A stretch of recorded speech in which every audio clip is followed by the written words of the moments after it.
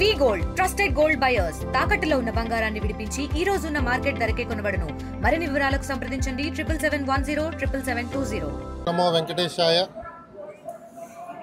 నిన్న తిరుపతిలో కంచి కామకోటి పీఠాధిపతి స్వామివారి యొక్క ఆధ్వర్యంలో వారి సమక్షంలో జరిగిన అగ్నిహోత్ర సదస్సుకి రావడం జరిగింది.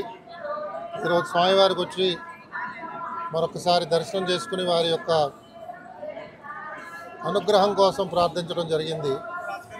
తిరుమల తిరుపతి దేవస్థానం యొక్క విశిష్టతను మనం అనునిత్యం కూడా చూస్తున్నాం. అనేక ప్రాంతాల్లో జరుగుతున్న ధర్మ ప్రచార కార్యక్రమాలకి ఇంకా గొప్ప ఊపు ఇవ్వవలసిందిగా నేను మనస్ఫూర్తిగా మన చైర్మన్ గారిని మరొకసారి కోరుతున్నాను. అలాగే నేను వస్తున్నప్పుడు దారిలో భక్తుల సంభాషణ, తిరుమలలో దర్శనాన్ని 3 గంటల లోపల గంట లోపల చేయించగలుగుతాము అనే ఒక ఆలోచన విధానం గురించి మాట్లాడారు భక్తులు. నాకు తెలిసినంత వరకు అది అసంభవం.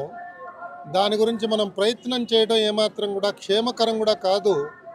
ఎంత ఆర్టిఫిషియల్ ఇంటెలిజెన్స్ మన మానవుడు తన శక్తితో దాన్ని గ్రహించినా కూడా మనకు అనేక పరిమితులు ఉన్నాయి ఆలయంలో.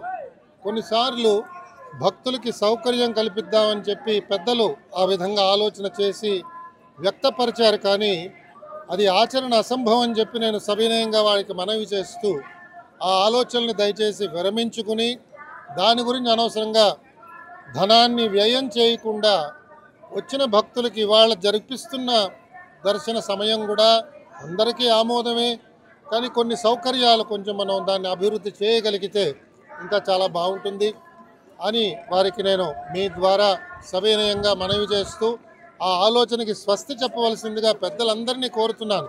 ఇది జరిగే పని కాదు.